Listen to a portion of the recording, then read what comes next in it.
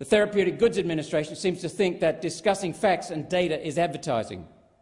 Whose side is the TGA on? The people or Big Pharma? My third question, what are the connections between Big Pharma, Monash University, the Therapeutic Goods Administration, the Gates Foundation, Google and Facebook? Think about this. Google's parent company is Alphabet. It owns YouTube, that took down one of my videos on the topic. Google owns 12% of Vaccitech, that created the AstraZeneca vaccine. Aren't these conflicts of interest? Another possible conflict of interest is surely Sequoia Capital, a venture fund known for making millions from early funding of Google, YouTube and Apple. Sequoia owns 10% of Vaccitech. I have no financial or other ties with vaccine makers or ivermectin or drug companies.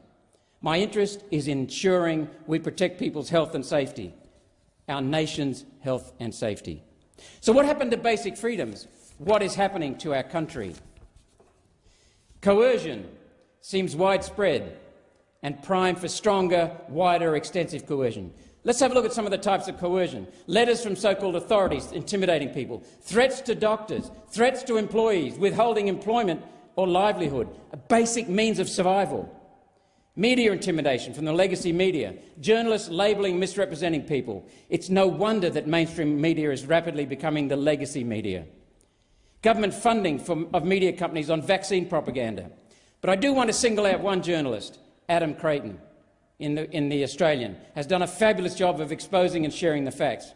So we move on to now what the government is calling a digital certificate. Is that going to become a digital passport? Withdrawal of access, basic access to amenities, to transport, to travel, to jobs for people, unless they get the jab. Withdrawal of livelihood, ability to live.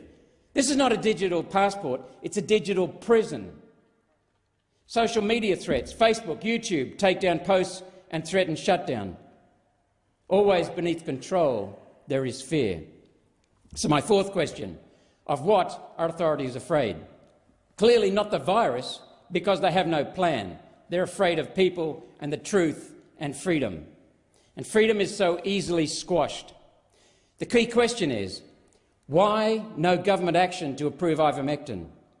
So I call on the government to not wait for application for approval and to get on with the job of inquiring about investigating ivermectin and approving it.